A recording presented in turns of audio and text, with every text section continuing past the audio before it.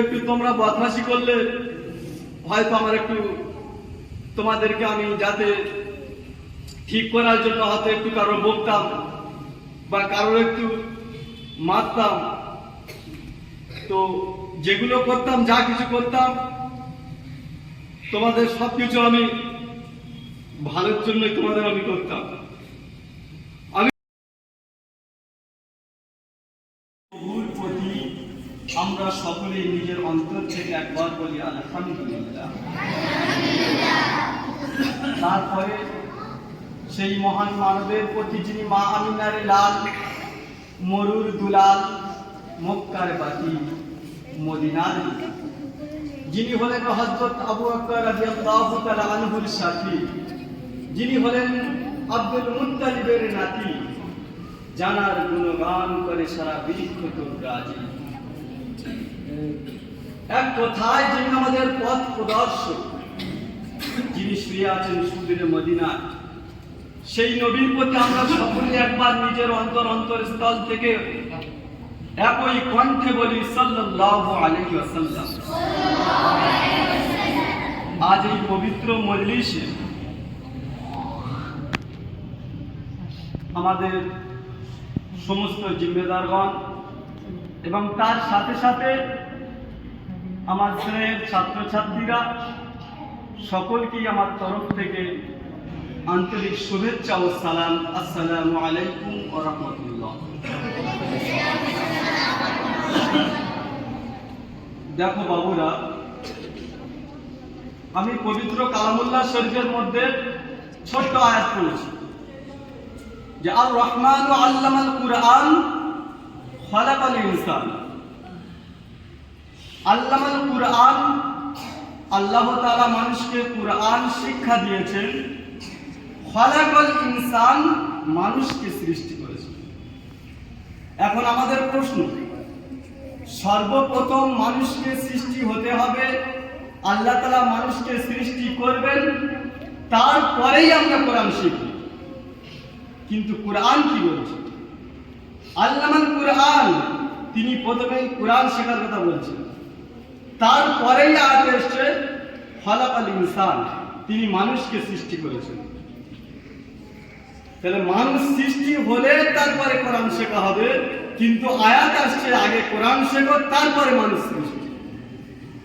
এর কারণ কি? অর্থাৎ এই আয়াতের ব্যাখ্যার দ্বারা এটাই বোঝা যায় যে কোরআন শেখার কথাটা আগে আনা হয়েছে, অর্থাৎ কোরআনের গুরুত্বটা বেশি বেশি করে রাখার জন্য, বা কোরআন আমাদেরকে শিখতে হবে। তালাবুল ইলমি ফারিদাতুন আলা কুল্লি মুসলিম ওয়া মুসলিমা, দ্বীন শিক্ষা অর্জন করা প্রত্যেক মুসলমান নর নারীর জন্য ফরজ। এবং এই কোরআন শেখার গুরুত্বের দিকে লক্ষ্য করে মানুষ সৃষ্টির আগে আগে কোরআন শিখতে হবে, এই আয়াতটা আনা হয়েছে। সেই জন্য আমাদেরকে জানতে হবে এবং শিখতে হবে। কতটা শিখলে আমাদের পরিপূর্ণ হবে। তার সাথে সাথে আমি আরেকটি হাদিস পড়েছি যে তোমরা ক্লাসও পড়েছো, আল্লাহুম্মা ইন্নী আসআলুকা ইলমান নাফিয়া, হে আল্লাহ, আমি আপনার নিকট উপকারী ইলম প্রার্থনা করছি। এখানে একটা বোঝার বিষয় আছে, তোমাদের প্রায় সকলেরই মুখস্থ আছে যে আমি আপনার নিকট ইলম শিক্ষা করছি, যে ইলমের দ্বারায়, যে জ্ঞানের দ্বারায় নাফিয়া, আমরা ফায়দা পাবো। যে ইলমের দ্বারা আল্লাহকে চিনব, যে ইলমের দ্বারা রসুলকে চিনব, যে ইলমের দ্বারায় আমার ইমানকে পাকা হবে, যে ইলমের দ্বারায় নামাজকে সঠিকভাবে পড়ব, রোজা হজ যাকাত আল্লাহর পরিপূর্ণ হুকুম আহকামকে আমরা মানব।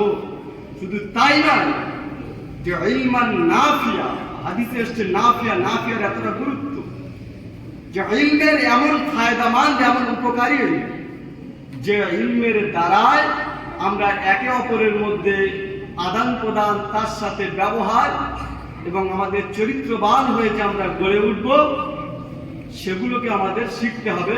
সেই জন্য এসছে যে নাফিয়া, শিখলে হবে না। দুনিয়া অনেক শিক্ষা আছে, কিন্তু যে শিক্ষা আমাদের ফায়দা দেবে, তো আমরা এই মসজিদে আছি বা আমরা এখানে পড়তে আসি, আসল উদ্দেশ্য হলো কি আমাদের শেখা? শেখা নয়। আসল উদ্দেশ্য হলো শেখার সাথে সাথে আমাদেরকে মানুষ হতে হবে। এই মসজিদে, এই দুনিয়াতে শিক্ষা দেওয়া হয়, মানুষ হওয়ার শিক্ষা দেওয়া হয়। কিভাবে মানুষের সাথে কথা বলতে হবে, কিভাবে সালাম করতে হবে, কিভাবে শিখতে হবে, কিভাবে ওস্তাদদেরকে সম্মান করতে হবে। যে জিম্মেদাররা এত কষ্ট করে, এত মেহনত করে, কাজ কাম ছেড়ে দিয়ে এইরকম একটা তোমাদের জন্য এত মেহনত করে যাচ্ছে, কিসের আশায় করছে? একটাই উদ্দেশ্য, যে তোমরা যদি কিছু শেখো, তোমরা যদি কিছু পড়ো, এই সামান্য শেখার জন্য আল্লাহ চায় তো এই ওসিলায় এনাদেরকে বা আমাদেরকে জান্নাত দেবে, আল্লাহ সন্তুষ্ট হয়ে যাবে। সেই উদ্দেশ্যেই এত কষ্ট। তো আমরা এসেছি যে আমরা 7টা হুজুর তোমাদের উপরে পরিপূর্ণভাবে মেহনত করছি, একটাই উদ্দেশ্য, যে তোমরা মানুষ হবে কিভাবে, যে তোমরা শিখে মানুষের সাথে কিভাবে আচার আচরণ করবে, কিভাবে চলবে, কিভাবে নামাজটা পড়বে। এই উদ্দেশ্যই আমাদের একটাই। তো তোমাদের কাছে আমি বলে যাই যে শিক্ষাটা আসে ব্রেনের দ্বারা নয়, ব্রেন কম বেশি এর জন্য শিক্ষা নয়। শিক্ষা আসল হলো নম্রতা আর ভদ্রতা। ব্রেন হলো আল্লাহর দান, যার মধ্যে নম্রতা আছে, ভদ্রতা আছে, সেই ব্যক্তি অনেক ঊর্ধ্বে পৌঁছে গেছে। যেমন একটা ছোট্ট একটা ঘটনা বলি, যে কিতাব না পড়লে মাওলানা হতে পারবে না। আল্লামা সাআদউদ্দিন তাফতাজানি রাহমাতুল্লাহ আলাইহি, তিনি ক্লাসের সব থেকে দুর্বল ছাত্র ছিলেন, ক্লাসে ফেল করতেন বছর বছর। অথচ সেই কিতাব না পড়লে মাওলানা হতে পারবো না, সেই ক্লাস যদি না আমরা পড়ি, তাহলে তিনি কিভাবে শিক্ষাটা অর্জন করলেন? এত দুর্বল ছাত্র। তার মধ্যে একটা গুণ ছিল, পারি আর না পারি আমি চেষ্টা করে যাব, পড়ে যাব, ওস্তাদের সম্মান করব, যে টেপায়ের উপরে আমি কোরআন রেখে কিতাব রেখে পড়ি সেই টিপাইকে সম্মান করব, সেই কিতাবকে সম্মান করব এবং নম্র ভদ্রভাবে চলব। এর দ্বারা আল্লাহ আমাকে ইলম দেবে। তার ব্রেনে শুধু ছিল একটাই, ছিল নম্রতা, ভদ্রতা এবং আদর। তিনি যখন পড়া পারতেন না, সব সময় উনি ঘরে যেতেন, ঘরে গিয়ে উনি কাঁদতেন, বই নিয়ে পড়তেন আর কাঁদতেন, কিতাব নিয়ে পড়তেন, কাঁদতেন। একদিন উনি কিতাব পড়তে পড়তে রাত্রেবেলা শুয়ে পড়েছে। এমন সময় কোন এক ব্যক্তি এসে বলছে, অমুক গাছ তোলায় অমুক একটা বৃক্ষ আছে, সেখানে একদল মানুষ এসে আপনাকে ডাকছে। উনি বলছেন, না আমি যেতে পারবো না, আমার তখন পড়া হয়নি। আবার যখন বলা হলো, আমাকে পড়া হয়নি, এরকম 3 বার করে যখন বলা হলো, তারপরে সেই ব্যক্তি এসে বললেন, অমুক বৃক্ষের নিচে যে সমস্ত দলের একদল এসে আপনাকে ডাকছে, তার মধ্যে বিশ্বনবী সাল্লাল্লাহু আলাইহি সাল্লাম এসেছে। তোমার মহব্বতে, তোমার ভালোবাসায়, নম্রতায়, ভদ্রতায়, আদবে, ব্যবহারে, আখলাকে, উত্তম চরিত্রের কারণে বিশ্বনবী সাল্লাল্লাহু আলাইহি সাল্লাম তোমার ভালোবাসায় পাগল হয়ে তোমার জন্য সাক্ষাৎ করতে এসেছে। এই কথা শুনে আল্লামা সাআদউদ্দিন তাফতাজানি রাহমাতুল্লাহ আলাইহি পায়ের জুতো পরা পর্যন্ত টাইম পেল না, সঙ্গে সঙ্গে উনি চলে গেলেন আর নবী সাল্লাল্লাহু আলাইহি সাল্লামকে জড়িয়ে ধরলেন। নবী সাল্লাল্লাহু আলাইহি সাল্লাম বললেন, হে সাদ, তোমাকে তো আমি এতবার ডেকেছি, তুমি কেন আসো? তখন বললেন, হুজুর আমি তো বুঝতে পারিনি যে আপনি আমাকে ডাকছেন। তখন বিশ্বনবী সাল্লাল্লাহু আলাইহি সাল্লাম বললেন, ঠিক আছে তুমি একটু হা করো। যখন হা করলেন, বিশ্বনবী সাল্লাল্লাহু আলাইহি সাল্লামের থুতু মোবারক ওই সাআদউদ্দিন তাফতাজানি রাহমাতুল্লাহ আলাইহির মুখে দিয়ে দিলেন। যখন দিয়ে দিলেন, আল্লাহর তরফ থেকে গায়েবে ইলম চলে আসে। তারপরের দিন যখন ক্লাসে বসলেন, ওস্তাদকে এমন এমন প্রশ্ন করছে, ওস্তাদ বলছে, কোন ছাত্র এত দুর্বল ছাত্র, আজ এইভাবে কিভাবে প্রশ্ন করে? কিন্তু সাথীরা হাসাহাসি করছে। ওস্তাদ বুঝতে পারলেন এ ছাত্র আর সে ছাত্র নয়, এখন অন্যরকম হয়ে গিয়েছে। কাছে ডেকে জিজ্ঞাসা করলেন, কি ব্যাপার, তুমি আজ এইরকম প্রশ্ন করছো কেন? তখন আল্লামা সাআদউদ্দিন তাফতাজানি রাহমাতুল্লাহ আলাইহি বললেন যে আমার সাথে এই ঘটনা ঘটেছে। তখন ওস্তাদ বলে দিচ্ছেন, হে সাদ, তুমি আগে যা ছিলে এখন আর তা নেই। তারপর থেকে সেই সাদ এত বড় আলেম হয়ে গেলেন, এত বড় বড় সার্ফের আরবির কোরআনের বিভিন্ন গ্রামার লিখতে চালু করলেন, আর সেই কিতাব লিখলেন। কিতাবের নাম হলো মুখতাসারুল মাআলি। আর সেই কিতাব আমরা যত আলেম এখানে আছি সবাই পড়ে মাওলানা হয়ে তারপর এখানে এসেছি। তাহলে কারণ কি? এত দুর্বল ছাত্র, আর সেই কিতাব না পড়লে আমরা মাওলানা হতে পারি না। তার মধ্যে একটাই ছিল যে নম্রতা, ভদ্রতার আদর। তো এর মধ্যে আমার বলার বিষয়বস্তু একটাই হলো, আমরা যে শিক্ষকের কাছে পড়ছি, শিক্ষকের সম্মান করব, আদব করব, টেপাইয়ের আদব করব, কিতাবের আদব করব, এবং যে মসজিদে বসে আছি এই মসজিদের সম্মানকে আমরা বজায় রাখবো। আর তার সাথে সাথে তোমাদের যে আমি পঠন পঠন করেছি এতদিন, তো হয়তো কোনো হুজুর ঘরে চলে যেতেন, অত সেই ব্যাচটা আমি একটু দেখভাল করতাম।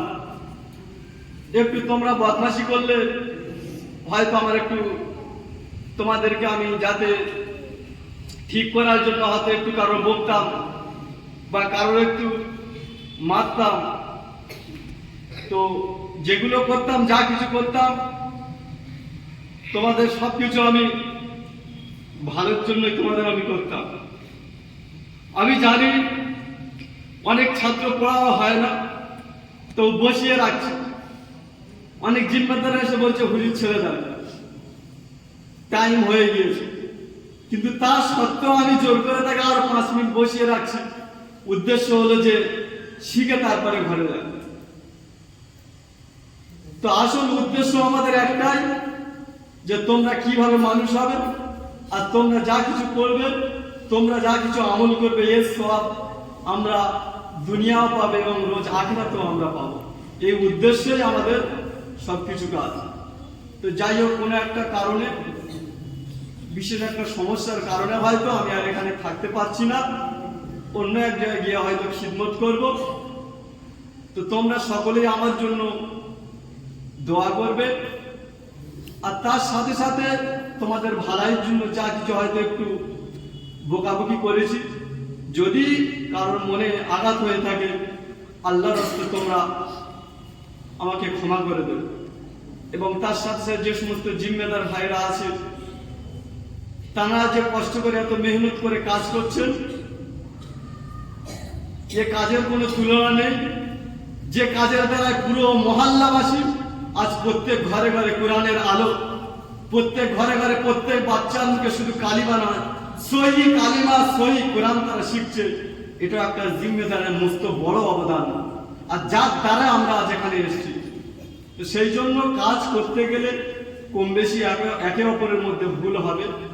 আপনারাও আমাকে আল্লাহর রাস্তে ক্ষমা করে দেবেন, আর আমিও আল্লাহর রাস্তে সকলকে, কোনো ভুল তো নেই, তা সত্ত্বেও করতে গেলে একটু মনে যদি বা কিছু হয়ে থাকে, আমিও আল্লাহর রাস্তে সকলকে ক্ষমা করে দেব। সকলে আমার জন্য দোয়া করবেন, আমিও আপনাদের জন্য এবং সকলের জন্য দোয়া করব। এই বলে আমি আমার বক্তৃতা এখানে ইতি করছি। আসসালামু আলাইকুম ওয়া রাহমাতুল্লাহি।